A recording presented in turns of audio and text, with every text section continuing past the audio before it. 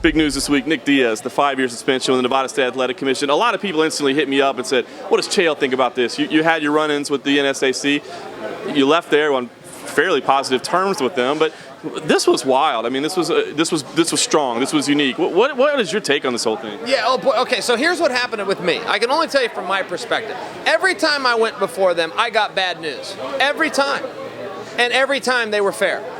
Every time I was objective enough to know when I went before them, I'm wrong. I'm powerless and I'm wrong. And they treated me fair. I never got news that I wanted. I always got bad, but it was fair.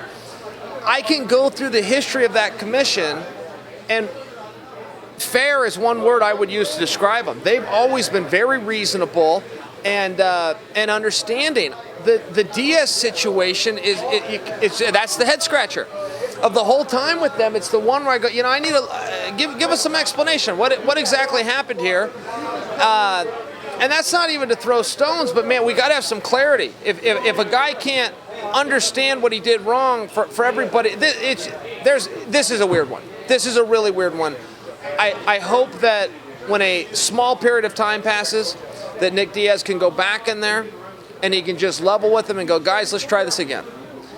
I really feel from knowing them that they'll say, okay, let's try this again. And I do not believe that they will.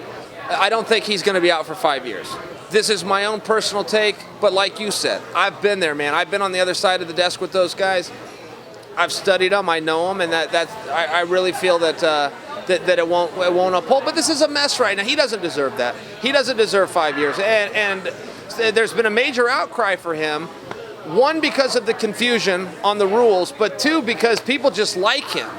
He's never hurt anybody. That guy's never lied to anybody. He's never stolen from anybody. He's never cheated anybody. Never. He's got a really good reputation. And so you're seeing his friends come out. I'm one of them. You're seeing his buddies come out and go, wait a minute, let's get a review on this. And I think they will review it. A big one that also came out was Ronda Rousey in the middle of a press conference, the on sale for Melbourne, huge stadium show. What'd you think about that? I mean, I think it's unquestionable she's the biggest star in the sport right now. And for her to not even be asked a question about it, but to take that platform, which is to sell tickets for this massive stadium show, and step up and say, this is what I think is right. Do you applaud her for that? Do you say, whoa, be careful, you're treading on thin ice there? What do you think? No, Ronda Rousey's a gangster. You don't cross her friends. It's as simple as that. If you're one of Ronda's friends, you're one of her friends, and she's a real person. And I can't say enough good things about her. And the one thing about Ronda that a lot of the new fans miss, she was here before there was fame and money. Those things found her. She was living in her car, checked out of high school as a sophomore to pursue an Olympic dream, went and made 2 Olympic teams, represented this country with honor, won a junior world gold medal, won a bronze medal in the Olympic Games for us.